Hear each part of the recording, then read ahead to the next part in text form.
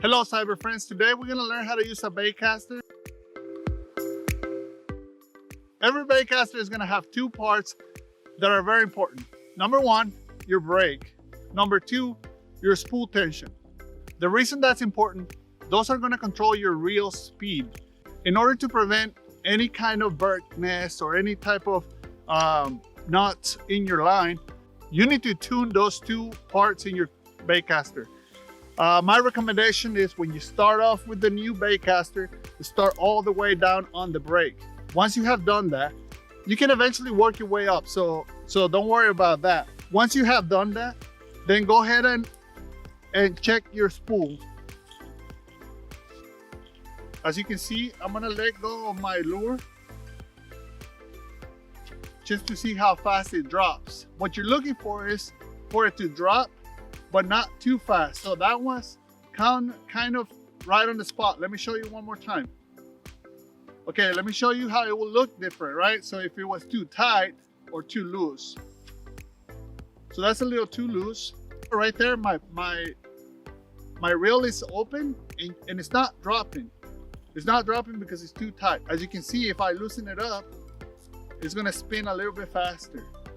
Right there, it's pretty loose, and you can see how it goes very fast. That's a little too fast, especially for someone starting. So when you are starting, what you're looking for is something about this speed, right? You want it to drop, but you don't want it to drop too fast. That's gonna give you more time to set the brake, the finger brake, your own brake. When you start casting, there's three basic ways you can do it. Overhead, kind of like a 45-degree angle, and then underhand. It's up to you, whatever you feel more comfortable with.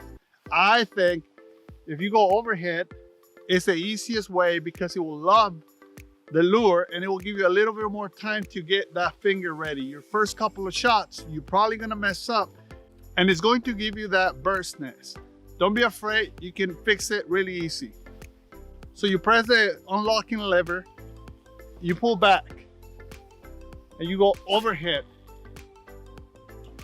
On that motion, as you're bringing it forward, you're letting go of that finger, and right before it hits the water, you're closing it with your own finger.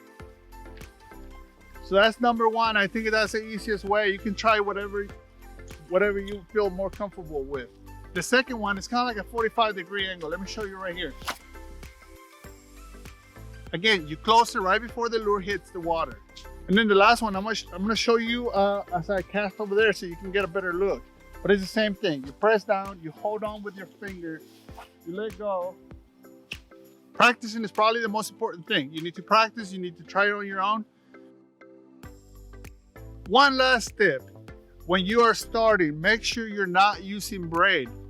You can if you want to, but it's a lot easier to get those bird nests out if you have mono or fluoro. The braid is very hard to get out, especially when you're just starting, and you will get some bird nests, and that's okay. If you have mono or fluoro, you're gonna be able to get them out, no problem. All right, cyber friends, thank you for watching, and I hope at least now you feel better about understanding a baitcaster. Maybe now you can go out there and try it on your own. Thank you for watching.